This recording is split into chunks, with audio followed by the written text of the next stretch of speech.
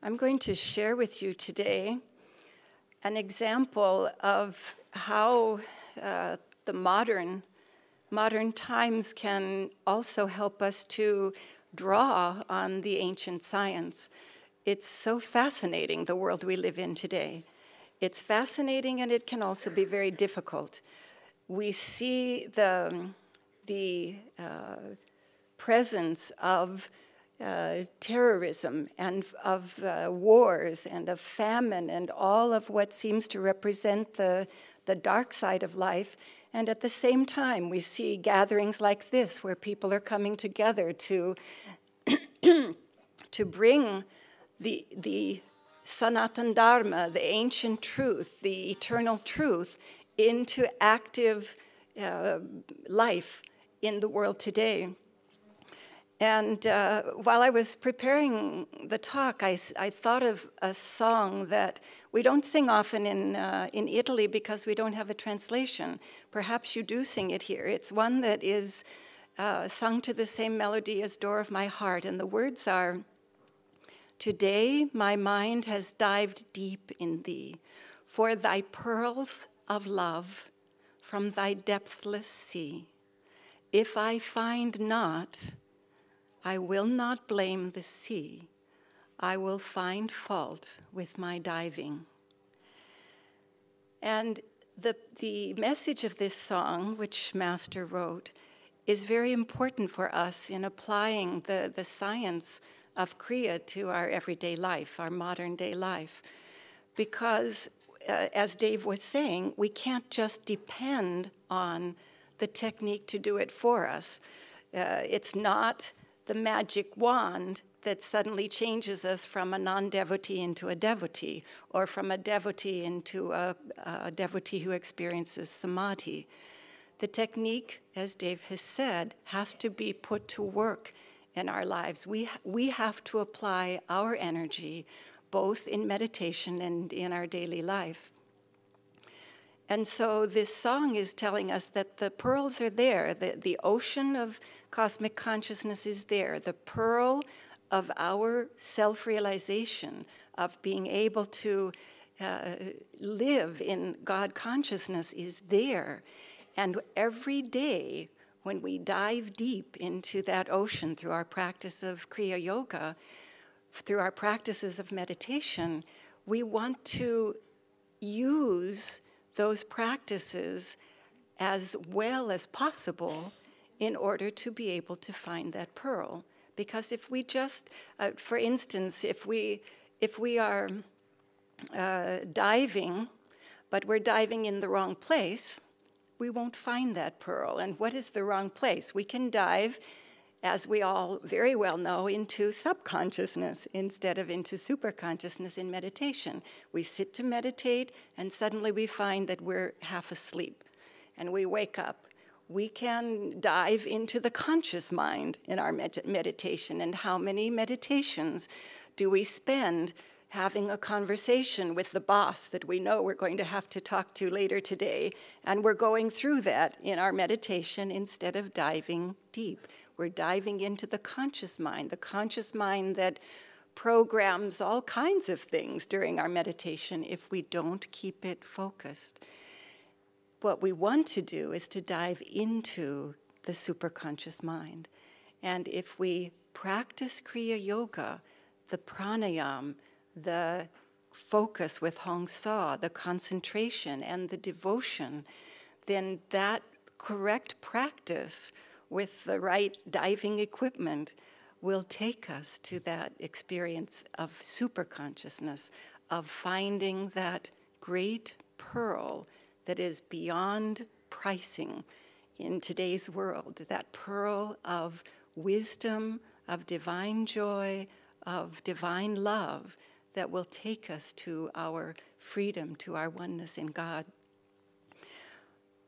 When we practice the science of Kriya Yoga, Dave gave a wonderful explanation of what it means, that it is a science. And for all of us, a part of that is always going to be questioning. You know, the scientist doesn't just state a truth and that's it. He questions that truth. He tries to figure out all of the things about it that need to be resolved in order for that to become a principle of science. And this questioning is a part of our life as Kriyabans. It's a part of our life as seekers. We need to be able to ask questions about the practices. We need to be able to ask questions about the experiences that we have in order to be able to find what is right for us and how to move forward on our path toward God. And I wanted what I want to share with you is an instance where one of our devotees was thinking about Kriya, his practice of Kriya, our Kriya initiations, Kriya reviews, all that we do with Kriya. And he started to have this doubt, and he began to think, well, we always talk about Kriya dissolving the seeds of karma at the spiritual eye, burning them up in the spiritual eye of our devotion. And yet what I'm finding as I read is that it talks about the seeds of karma in the spine and the energy that can dissolve the vortices of the seeds of karma that are lodged in the spine.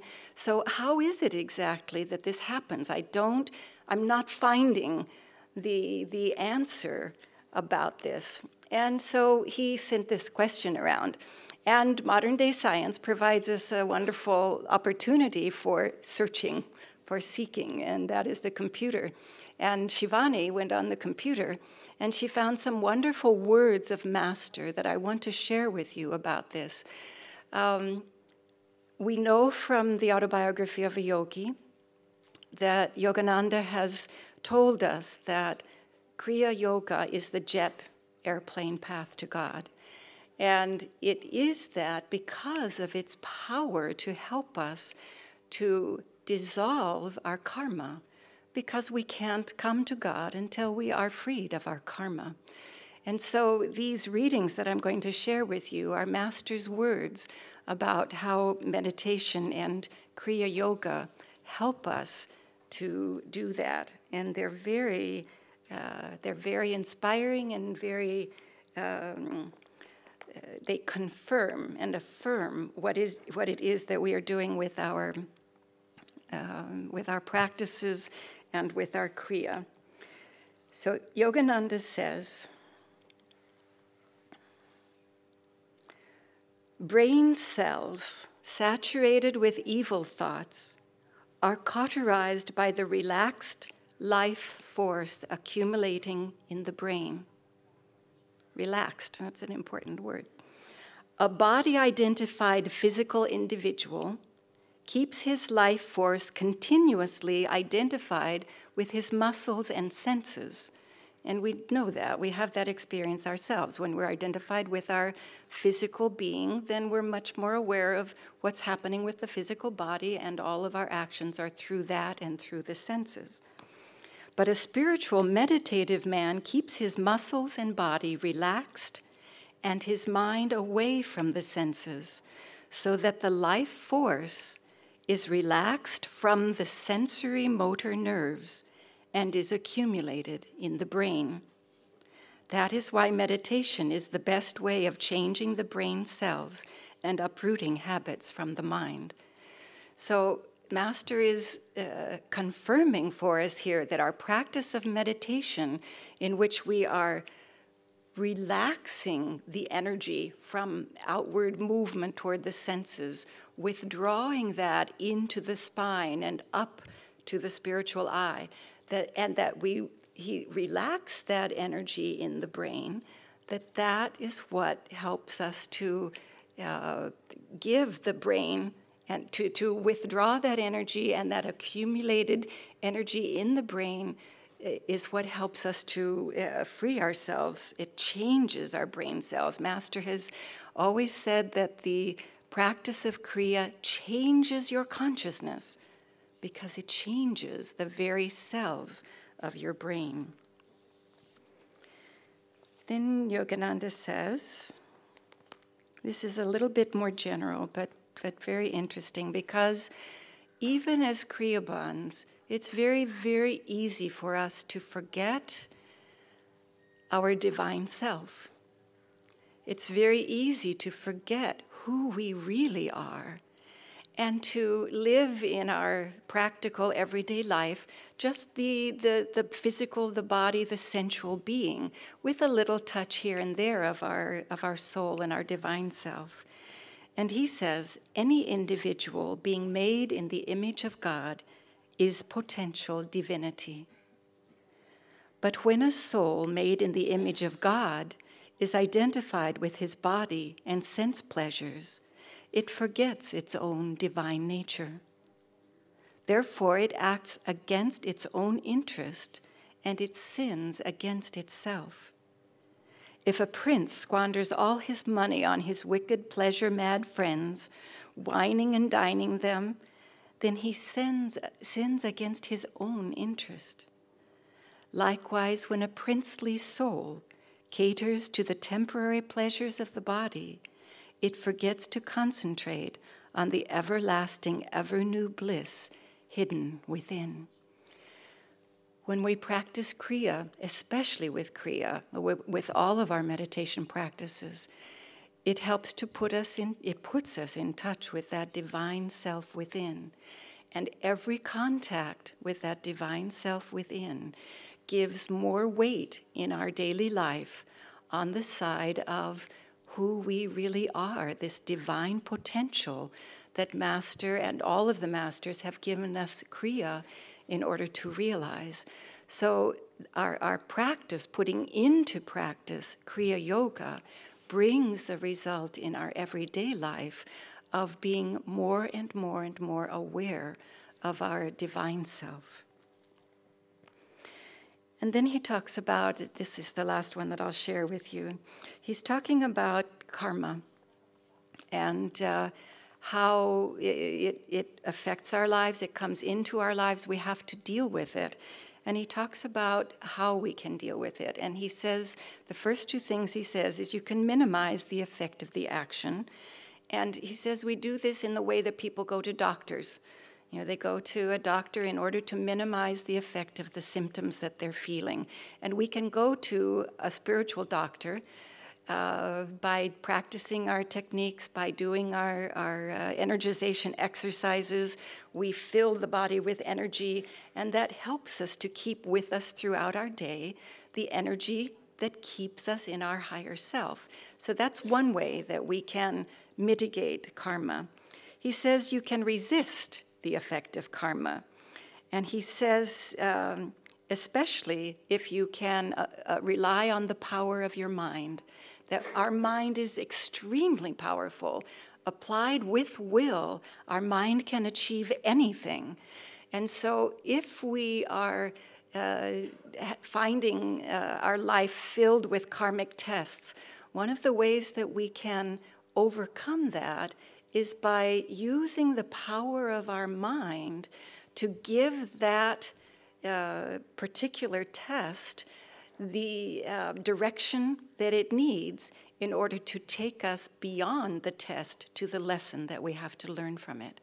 And so using our mind, we can become warriors of taking our karmic experiences in the right direction to learn the lessons that we need through the karma and enable us to be free of that karma. But then he says, and this part I want to read, because he says you can completely stop it. And this is what we as Kriyabans are doing with our practice of Kriya.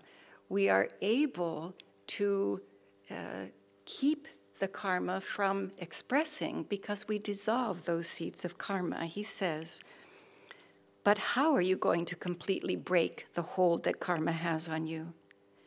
The only way that you can permanently stop the undesirable effects of past wrong actions is by removing the cause of those effects. Harmful past life seed tendencies must be cauterized from the brain. Then there will be no recurrence of any type of illness or other troubles arising from them. Roast them in the fire of wisdom. Man suffers because of his errors, and the root cause of error is ignorance. Therefore, seek the wisdom born of meditation, which removes forever from within you the darkness of ignorance. And this is the message that I want to leave you about the scientific practice of Kriya, that when we practice regularly, when we really put it to work by meditating with Kriya, it isn't just in our meditative life, but in our everyday life, that the wisdom that comes from Kriya, the experience of love that comes from the devotional offering through Kriya, the bliss that Dave talked about that comes from the experience of oneness in Kriya, all of those things will affect each and every one of us in our daily life and bring our modern daily life ever more in harmony with our soul and our spiritual life, so that there's no longer a separation, but that we're able to live day by day, moment by moment,